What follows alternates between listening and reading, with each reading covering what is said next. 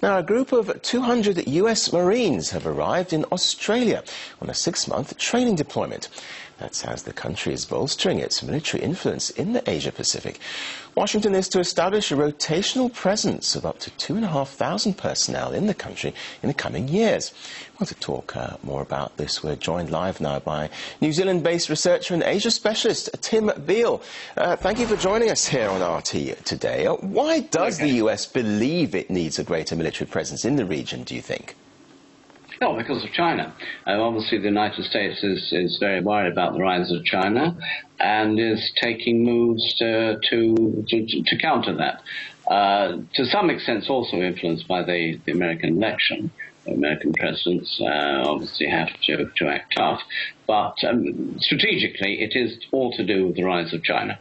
Now, Australia's Prime Minister has said there are no US military bases in Australia and this will not change. Do you think there's any chance this stance might one day change?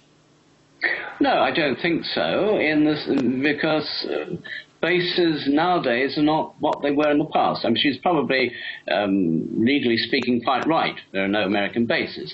In fact, there are American bases. There are spy bases, communication satellite bases, and now we have the Marines going into Darwin. This is, in effect, an American base. It may not have the legal status of a base, as we might have had, 20, 30 years ago, but that's essentially what it is. So how will Australia's role in helping the US to strengthen its military presence in the region affect its ties with other states in the Asia-Pacific, such as China, for example?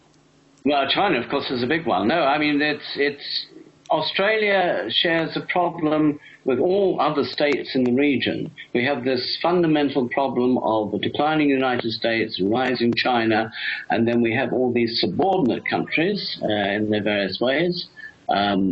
Japan, Taiwan, Australia, New Zealand, what have you. They have to work out how they're going to cope with this.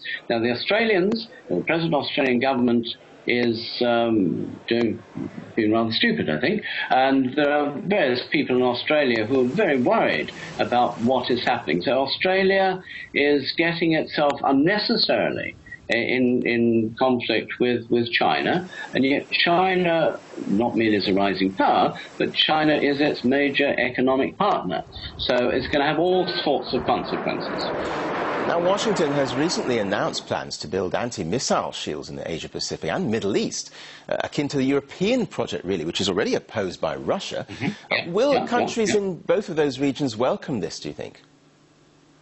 Well, they'll be pressured into it. Again, it's very, very foolish of them to do so, because if you host American missile bases, anti-missile bases, then you become a target in case of conflict. So again, it's the same thing as these bases. These countries are foolishly getting themselves into this long-term deteriorating relationship between the United States and China, and they really need to think more seriously about it. So where do you think this is going to lead ultimately, then? Who knows? I mean, we may end up with conflict in the future. I think that is becoming increasingly likely as the United States becomes more anxious about its position. The United States has this huge military power, which will fade away over time, but for the next 20, 30 years, it's going to be the preeminent military power. So the danger is, I think, that the Americans may feel that they need to take military action. They may sort of stumble into that or walk into that sometime. And in which case, of course, the countries in the region, the Australias and the other countries which are process of hosting American bases will get hurt. I think what is quite interesting is that the Indians are standing clear of this now. All sorts of very complicated things going on. OK, we'll have to leave it there for now. Researcher and Asia specialist Tim Beal, thank you for that.